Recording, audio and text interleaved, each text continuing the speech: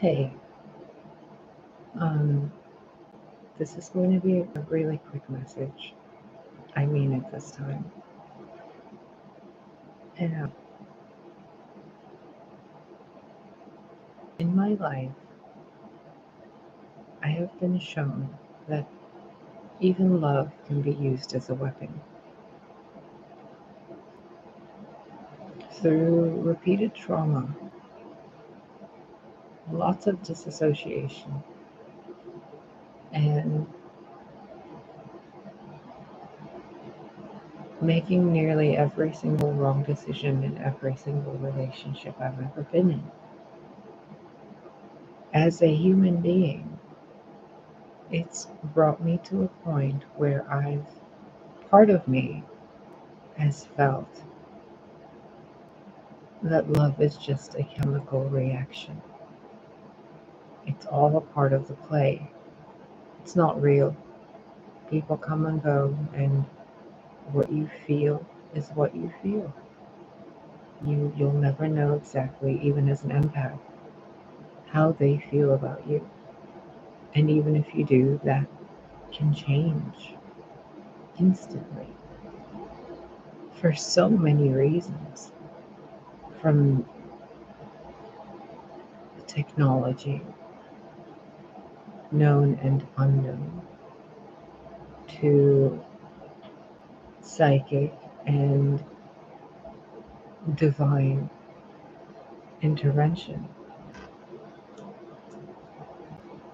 Not to mention walk-ins and soul contracts. The people we love can be switched out. So what's the story of it, right? What's the moral of the story? You need love. It's like a chemical concoction that your body needs, similar to the chemicals that make up water, air, fire.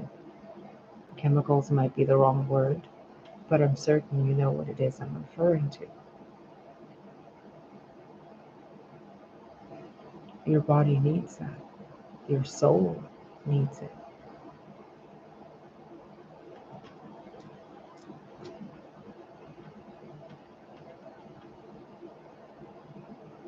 While I was thinking about this earlier, a song popped into my head called Common Reaction by Her. I'll link it in the video description after this. I want you to read the lyrics to it. One part of it says, "How can you feel when you're wounded like that, dear?"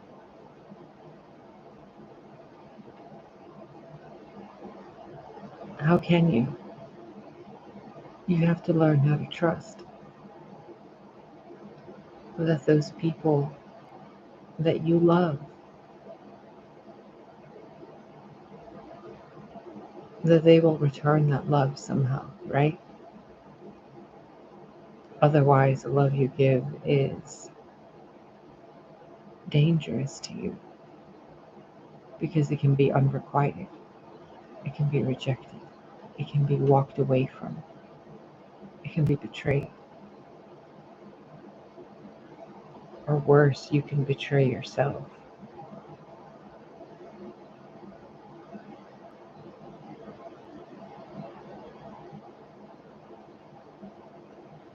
So how do you learn to love again?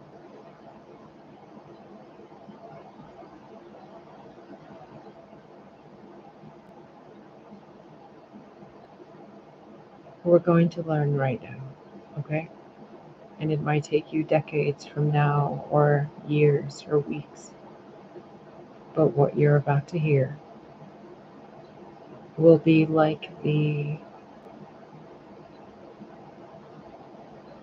nutrients you add to the soil when you're growing a plant.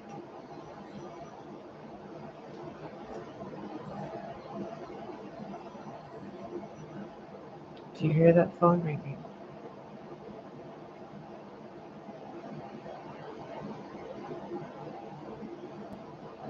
Okay.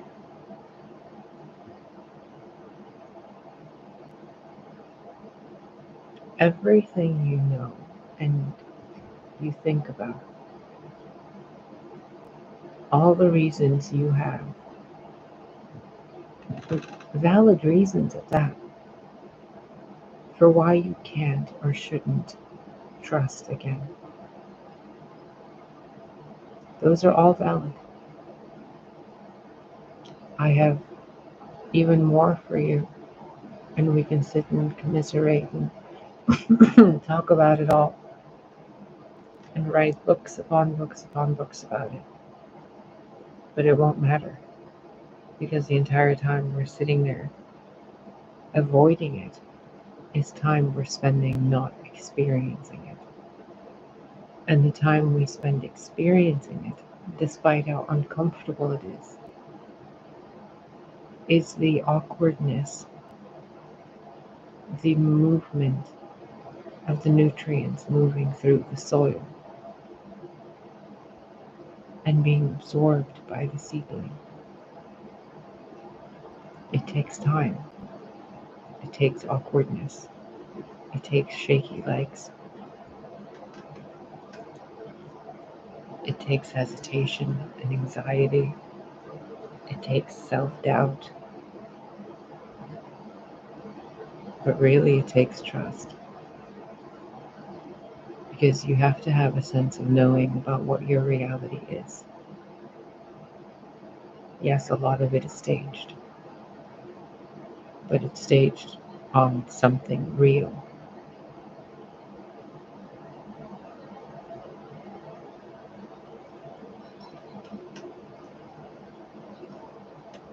So how do you feel when you're wounded like that, dear?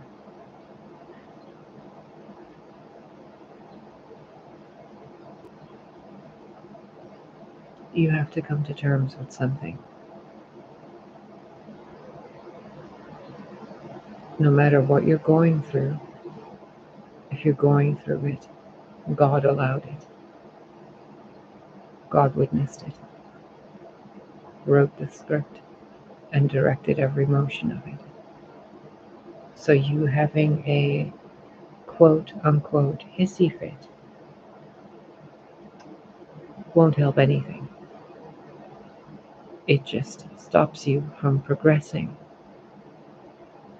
because you're spending time doing something other than experiencing the pain,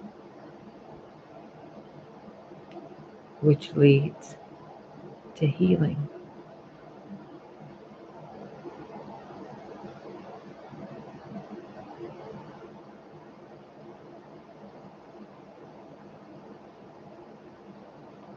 You know where your true north is. You know God, the Holy Spirit, your own guardian angel, your own soul, your own team. You know you're being watched by more than just physical eyes. How insulting is it to them to be afraid?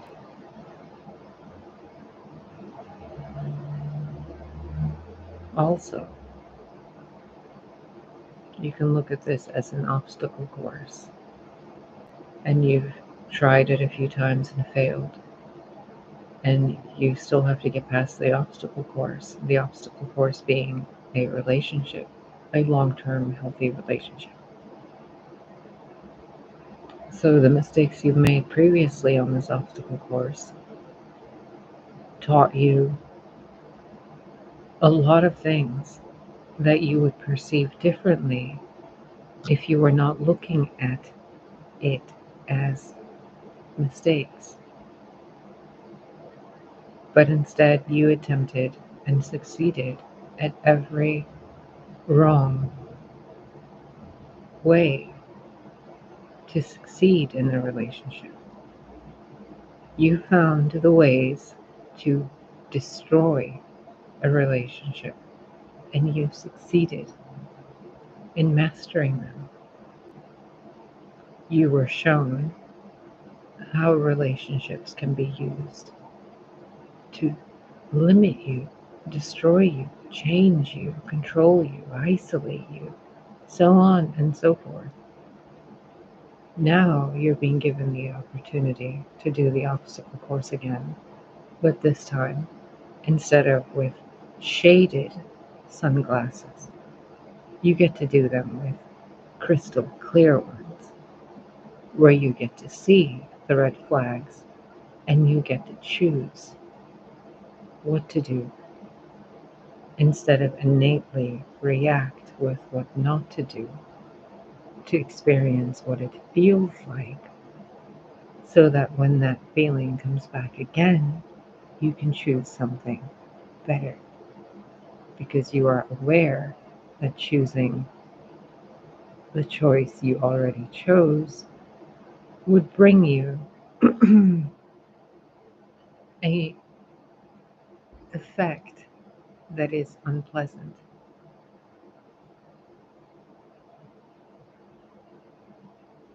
Comprende? Okay, so if you were sitting in front of me right now, face to face, I would tell you, flat out, it's just more pain. Deal with it. If God was standing right next to you as a person, saying, hey, I'm giving you one of my children, he or she is going to help you. Be kind to them. But they're also going to hurt you, and they're going to help you to grow as a person and mature and grow up. You'd be like, okay, but if someone took that memory from you, of you agreeing to that, and you found someone in life, or they found you and they treated you, black and white, you'd probably be cursing the heavens, wouldn't you? Well, but if you remember, if you have a grip on who you are, where you are, when you are, and that you are a child of God, and that there is an entire multiverse of existence, multiple universes, all made by different beings, all of these places, all of these planets, all of these beings. And here you are, being taught how to trust, love.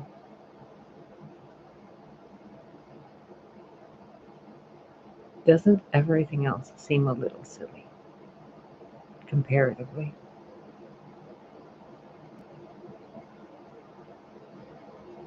You can run from one relationship or avoid the next one or jump into one after another. It doesn't matter.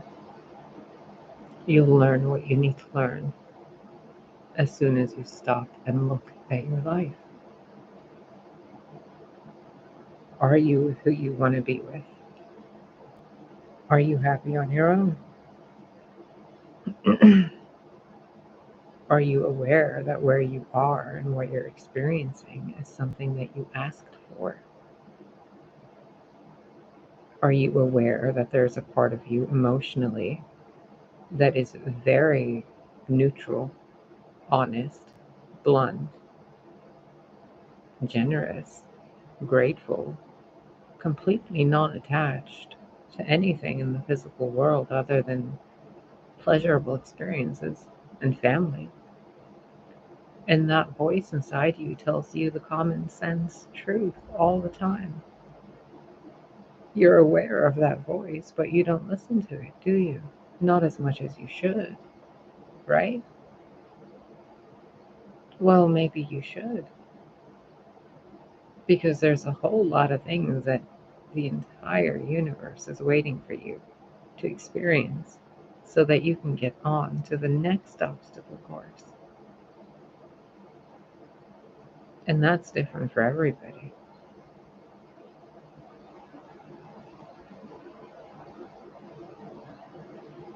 Remember what it feels like to be held and how everything is harmless. I know that it isn't. I know. But just pretend, emulate that feeling. Lay back in a couch, in a chair, and just be held. Feel your skin from the inside out. Feel the air from the inside out. Remember good memories. You spend so much time remembering bad ones. Just pick a few good ones. You know you're hiding them away. Because if you remember them, then you have to stop being the resentful person, that fractured part of you that holds on to things. The only reason it's holding on to them is to remind you that you love these people. It's like putting a do not enter sign on your door when you really want someone to enter and give you a hug. And I mean that in like a bedroom door in your house and when you're with a family and you've got siblings and there's like, do not enter, boys only, girls only signs on your door. But there's like pajama parties, sleepovers, there's friggin' ice cream, there's pillow fights. Don't say something when your heart tells you something else. So if you're afraid of love, you're not really afraid of love. You're afraid of that person leaving, which then leaves you with all the love you had to give them, which turns into grief, which then turns into sorrow if you don't do something with it. And even when you get to the stage of grief, that grief is a gift. It reminds you of who you are, of who you're becoming, and who you were. It's like an anchor point in time.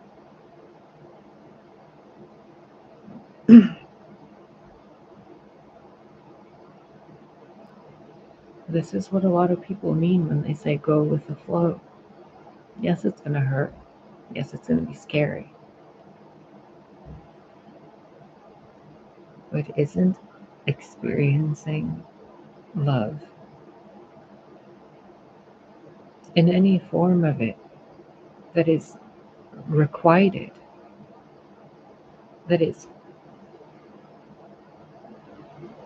familiar and feels like home, where you feel like home inside your own body?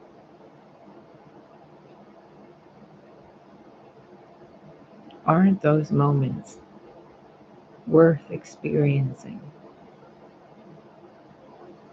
Instead of spending so much time arguing and fighting and being paranoid and worrying about money and bills and cheating and whatever. Yes, your partner will leave eventually. Yes, people will eventually pass away. Maybe. Who knows?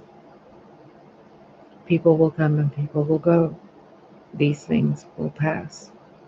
Others will come.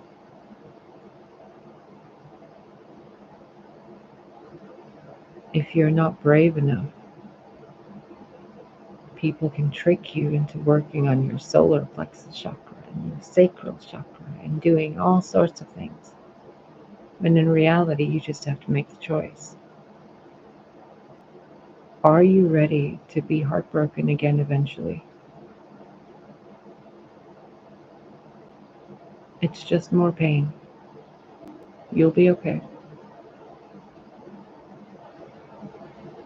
But remember, there's also so much more love and laughter and joy and simple moments of walking down the street together, going grocery shopping, watching TV, creating a business, driving pointlessly, doing anything with family and friends while your lover and partner is present, making memories, having someone know you. Are those things really worth giving up because you're afraid to cry? And are your feelings so intense that you cannot handle them, so you would rather shut them off or avoid them? Are you really that much of a coward?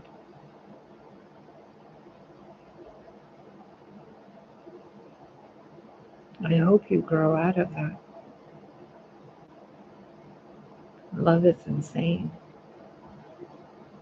but it's worth every moment of it. So be not afraid,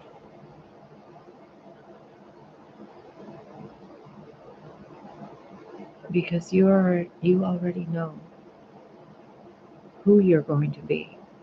God showed you that. As a child, you had no problem knowing it.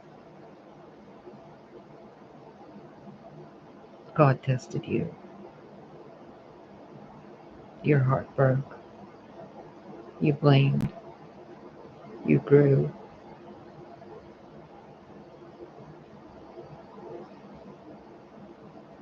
If you were given a puppy, would you avoid it because in a couple of decades it wouldn't be there anymore physically? Would you avoid 20 some years or more with a dog because you don't want to grieve when its life fades?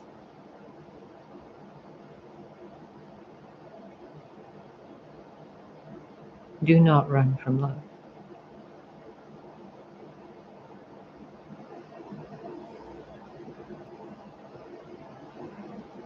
It takes a certain maturity and a certain strength to face the Red Bull in your own life,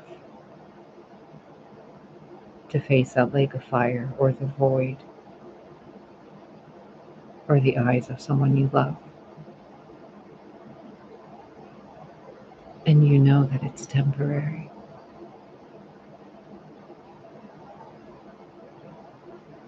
It's so bittersweet, isn't it?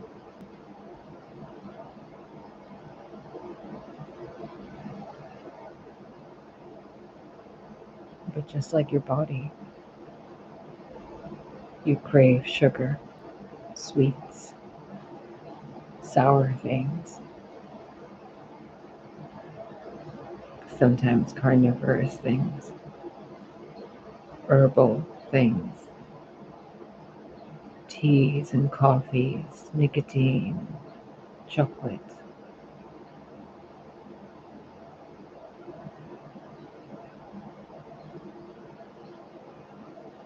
And sometimes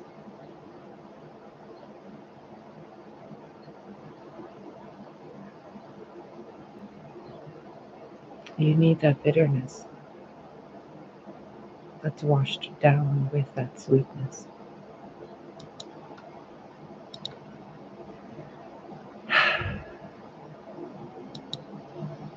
Okay. Link is copied and I'm going to put it in the description box. I hope you have a wonderful day or night. And I hope you remember your brave self. It's okay to be afraid.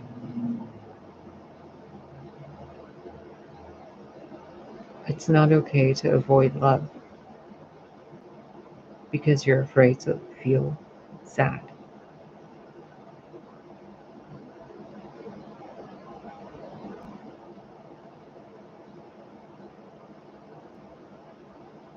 Do you remember that song by Emilia? I'm a big, big girl. I think the song is called Big, Big World. That just popped into my head. You might want to give that a listen to. Anyway, I'm going to go. Take care of yourself. And remember, God is real and is also in a physical form, in more than just one. You are inhabiting a creation of that being. Honor it.